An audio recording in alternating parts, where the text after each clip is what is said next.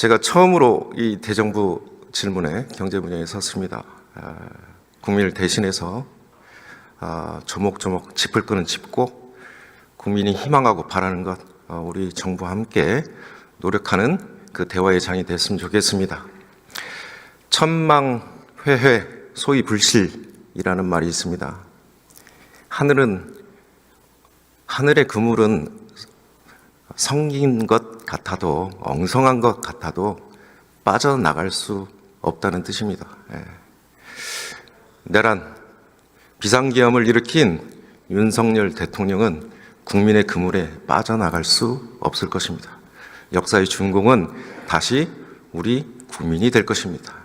저는 그렇게 믿고 있습니다. 질의하겠습니다.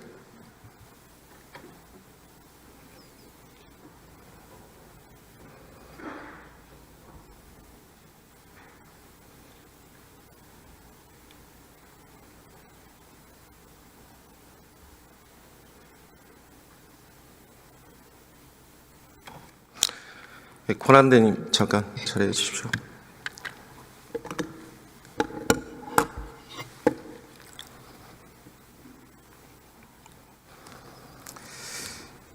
네, 권한대님 상임위에서 못 봐가지고 제가 여기까지 나왔습니다. 네. 이제 뵙게 됐네요. 고군분투하신 거 제가 보고 있고요. 다만 저희 국회에서 부족한 것, 또 미진한 것, 또 이 헌정 질서와 민주주의를 수호하기 위한 가치관, 세계관, 철학 이 부분들에도 좀 차이가 나는 것 같아서 여러 의원님들이 아마 그 부분들을 질의하셨던 것 같고요. 그 다음에 헌법적으로 민주주의 지금 헌재에서 진행되는 것들을 조목조목 이걸 진단하신 것 같습니다. 오늘 저는 경제 분야니까 주로 경제 관련된 부분들 좀 질의 드리겠습니다. 먼저 예비비 관련해서 제가 질의 드리겠습니다. 저기서 제가 주목한 게 있습니다. 국정원 1차장한테 자금이면 자금. 어떤 자금일까? PPT 올려주시면 시간 갑니다. 내려주세요. 저기 대통령 지시를 통해서 쪽지 받으셨다고 그랬잖아요. 대통령이 계신 자리에서 그러니까 뭐 참고 당시에 나왔던 전 참고 자료로 생각하고 받았습니다. 대통령이 받으라고 해서 받은 거 아닙니까? 뭐 일단 그렇죠. 참고하라고 해서 제가 받았습니다. 그러면 우리 대행께서는 그게 김용현이 작성을 했던 비서관이 작성을 했던 그걸 생각하지 않으셨을 거 아닙니까? 뭐 대통령의 지시니까 대통령이 책임지고 나한테 이런 지시를 했다라고 해서 받은 거 아닙니까? 그 당시에는 그걸 인지 못했습니다. 아까 말씀드렸잖아요. 저는 그 당시에 내용도 보지 못했고 이건 참고하라고 해서 그냥 주머니에 넣었습니다. 아마 그 당시에는 경황도 없었고 제가 나중에 그걸 인지를 하게 됐습니다. 그러니까 대통령이 받아가라니까 받으신 거 아니에요? 네, 일단 뭐 참고해서 받아가라고 하시고 네. 참고하라고 그렇죠. 말씀드렸습니다. 네. 그러니까 대통령이 책임지는 자리 아닙니까? 대통령이 아니 부하 직원한테 예를 들면 이거 참고하라고 준 거면 자기가 책임지는 거 아닙니까? 왜 작성을 안 했다고 왜 피해가죠? 작성을 뭐 본인이 할 수 있어요? 비서관, 제 기억에 뭐 장관, 말씀을 드린 거니까. 뭐. 그러니까 그렇게 인지하셨을 거라고 저는 생각이 들어요. 쪽지를 접어서 받았다 이렇게 말씀하셨잖아요. 그 접힌 상태에서 전달을 해줬습니다. 그러면 내용은 못 보셨다는 네. 얘기를 꾸준히 얘기하셨고 기재위에서는 이렇게 발언하셨어요. 유동성 관련된 얘기 같다. 제가 첫 줄이 예비비라는 걸 봤는데 그거조차 예비비 보셨죠? 네, 그런데 그 부분을 예비비는 보셨어요. 예비비란 말을 기억을 못해서 그러니까 예비비는 제가 보셨어요. 대장자금의 그렇죠? 유동성이라고 예비비는 보셨어요? 제가 12월 3일 날이 이제 우리 원래 그 예산안 안건을 감액안을 기준으로 올리려고 했다가 여기 의장님도 계시지만 12월 10일 날로 연장을 했어요. 그렇죠? 네네. 아시죠? 네, 알고 있습니다. 그래서 저는 예결위 개수조정 소위위원이었어요. 네네. 그런데 그날 제가 계엄 선포 때까지만 해도 회관에서 증액 관련된 협상을 하려고 제가 보고 있었거든요. 네네. 보고서를. 네네. 그런데 비상계엄을 했어요. 예산 깎아서. 이게 말이 됩니까? 부총리 어떻게 생각하세요? 그때 예산 협상이 아직까지도 물밑에서 진행이 되고 있었어요. 그리고 10일 날이에요. 의장님께서 말씀하신 날짜가. 기재부 관료 오래 하셨으니까 예를 들면 기간이 전에 있으면 그날까지도, 그날 1시간 30분 전까지도 예산은 협상되는 거 아닙니까? 그렇죠? 확정된 게 아니죠. 그렇죠? 네. 그런데 예산을 깎아서 비상계엄을 한다? 전 정말 황당하게 접했거든요. 그리고 예산에 깎인 게 내용 아시죠? 네네. 24년도가 집행률이 17%가 안 나오는 거예요. 10월 말 기준으로. 그전에 20%요. 예비비 깎았잖아요. 주요 사업이. 과거에 5조 정도 깎았어요. 근데 국회 권한으로 삭감 권한이 있기 때문에 4.1조 깎았잖아요. 그렇지 않습니까? 그런데 그 규모를 보고 저는 자금이면 자금, 이 소리에 실마리가 풀어졌다고 봐요. 이분은 비상계엄을 이미 오래전에 준비를 했었고 돈이 필요했는데 이 돈을 어디서 쓰려고 했냐? 저는 이거라고 봐요. 그리고 마지막으로 예비비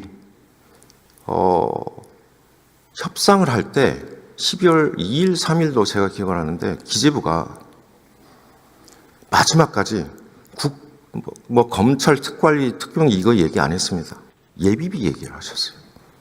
복원시켜달라. 제가 그래서 질문 드리는 건데요. 12월 3일 당일 기재부가 국정원 예비비 지출한 거 아세요? 전 모르겠습니다. 네. 혹시 밑에서 보고 못 받으셨어요? 네, 전 모릅니다. 비상계엄 전에 그 당일날 네. 국정원이 예비비 가져갔어요. 뭐 신청서 내역이나 뭐 이런 거 보고 못 받으셨어요? 네, 제가 만약에 보고를 받았는데 기억을 못 하고 있는 건지 보고를 못 받은 건지는 잘 모르겠습니다. 네. 여튼 당일날 기재부는 예비를 국정원이 줬어요. 뭐 네. 근데 제가 자료를 달라고 그러니까 자료를 못 주겠다고 그러더라고요. 아마 나중에 검찰 조사를 통해서 좀 밝혀질 거라 보고요. 자, PPT 띄워주십시오. 저 권선동 대표께서 저 아세모글로 로빈슨 교수 뭐 언급하시면서 핵심을 못 찔러주신 것 같아요. 저게 핵심입니다. 국가는 왜 실패하는가? 좁은 회랑, 권력과 진보, 이 세 권의 책에서 들어오는 그 핵심적인 가치가 저겁니다. 최상목 권한대행께서 지금 권한대행이잖아요. 경제뿐만이 아니고. 그러면 제가 저 주제를 통해서 얻을 수 있는 건 뭐냐면 민주주의 핵심입니다. 민주주의가 잘 돼야 경제제도가 잘 뒷받침되고 그 경제제도가 포용적 정치들 같이 만나서 공평하게 분배되고 이게 성장의 경로를 연다라는 게 저 노벨 경제학상을 받은 학자의 주장이에요. 자, 커트 캠벨, badly misjudged, deeply problematic, illegitimate. 이 평가에 대해서는 어떻게 생각하세요? 뭐 그 제가 신문 기사 제목에 대해서 평가를 하기는 좀 아니, 커트 캠벨 평가에 대해서 어떻게 커트 캠벨 생각하세요? 걸 못 봤어요 제가 지금. 네. 못 봤습니까? 왼쪽 부분 뭐. 상임위에서도 제가 한번 말씀드렸는데. 아, 그러니까 비상계엄을 반대하셨다고 그랬잖아요. 네네. 반대 의견 중에 저는 대행이 지금 걱정하고 있는 상황들이 지금 펼쳐졌다고 봅니다. 동의하십니까?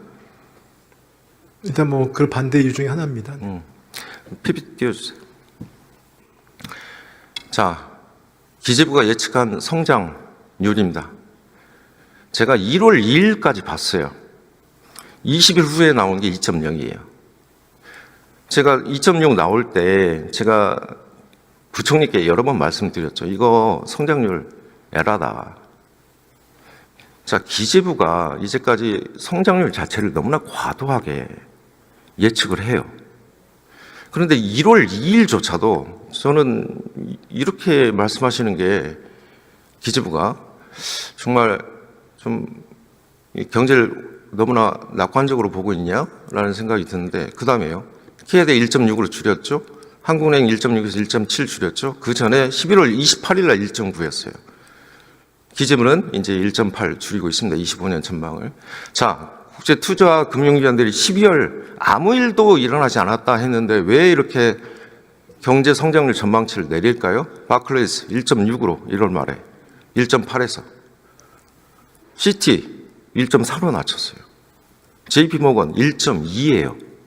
근데 12월 말 계엄 이후에 한 번 더 했거든요. 1.3, 1.2.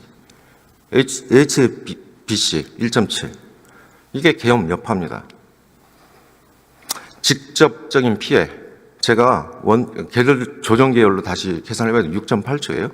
이게 직접적인 피해예요. GDP 킬러 맞죠? 포브스가 얘기한 거. 자, 여기에 간접비용 얼마나 생각하세요? 글쎄 뭐 저 숫자에 대해서 물론 부정의 영향을 줬지만 저 숫자에 대해서 여러 가지 논란이 있을 수 있다고 생각합니다. 논란이 있는데 예?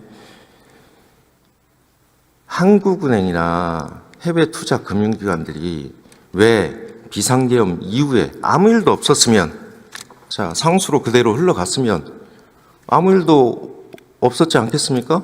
근데 비상계엄 때리고 나서 성장률 전망치를 다 내리기 시작한 거예요. 뭐 의원님 잘 아시다시피 네. GDP 4, 4분기 숫자가 생각보다 잘 안 나왔기 때문에 저런 영향이 온 거죠. 네. 그러니까 4, 4분기의 결정적인 영향이 뭐죠? 12월분. 뭐 4, 4분기 네. 영향 중에 하나는 당연히 정책 불확실성의 네. 영향이 있겠죠. 네. 네. 저는 간접비용 계산해야 된다고 봅니다. 증시, 투자자 이탈, 금액 144조. 자, 지금 광화문에 우리 국민들이 다 나가 계셔요. 노동 시간으로 따지면 얼마예요? 얼마로 환산해야 돼요? 우리 국민들 노동 시간? 다 기회 비용들 아닌가요? 자, 지금 사회적 갈등 비용 나중에 치유하셔야 되잖아요. 얼마예요? 환산이 됩니까? 근데 아무 일도 일어나지 않았다. 이거 한심한 소리 아닙니까? 본인이 비상계엄 이루고 반헌법적이고 반불법적인 비상계엄을 일으켰으면서도 이 간접비용까지 어떻게 책임질 거예요? 저는 나중에 소송해야 되는 겁니다. 이렇게. 예? 국민들께서. 탄핵뿐만이 아니고. 자, 그 다음에 하방 리스크가 더 커졌어요. 관세 전쟁이 붙었습니다. 자, 기재부는 1.8이에요. 한국은행 1.6에서 1.7이고 KDI 1.6입니다. 거기에 추가적인 하방 리스크가 이렇게 들어오는 거죠. 예? 최악의 시나리오 마이너스 1.14. 대외 경제 정책 경우는 마이너스 0.5까지 보고 있고요. 그 다음에 한국은행 자료입니다. 경상 GDP인데 우리가 GDP 디플레이트를 그냥 뭐 상수로 놓고 보자면 그냥 1% 그냥 가는 겁니다. 마이너스로. 이거 어떻게 해야 되죠? 우리 대한민국 경제. 자, 우리 소비 내수 키워야 됩니다. 빨간색은 우리보다 인구가 작은 국가들이거든요. 이제 재정 역할 좀 더 해야 된다는 말씀 드리고 싶고요. 수출과 내수 상관관계가 제가 이 그래프는 한번 보여드렸을 거예요. 대한민국만 유독 이렇게 되고 있습니다. 수출 내수 상관관계 이게 한국은행 자료거든요. 수출이 잘 돼도 이제 내수 잘 안 돼요. 마이너스입니다. 근데 추가적으로 좀 기재부에서 연구 좀 해주세요. 수출과 내수의 일자리 상관관계. 이거 좀 연구해 주셔야 됩니다. 네. 또 수출이 이제 네. 서비스 수출로 가야죠 또. 네. 예, 재정 역할. 자, 이제까지 개발연대 중심의 수출 중심의 지원 정책. 그런데 내수 소비의 확대. 공급자 생산 확대, 소비 확대. 그다음에 우리가 시장 중심에서 실패한 것들. 뭐 있죠? 인구, 불평등, 네. 저출생. 이건 시장에서 해결할 수 없어요. 네, 그렇습니다. 기후, 환경, 네, 네. 재정 역할 투자에. 그렇죠? 네. 추경에 동의하셨습니까? 뭐 중요한 원칙에 대해서 논의를 하겠습니다. 네. 네, 지금 문제를 치유하는 방향으로 추경을 해야 한다고 생각합니다. 네. 네.